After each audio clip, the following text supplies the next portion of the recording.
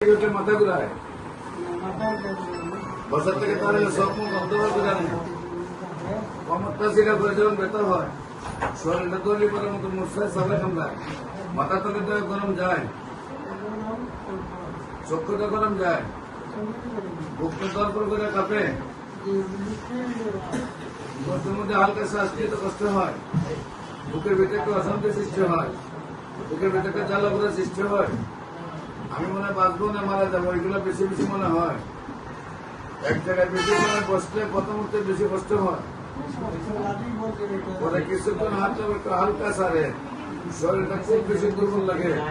খাওয়া দাওয়ার রুচি নাই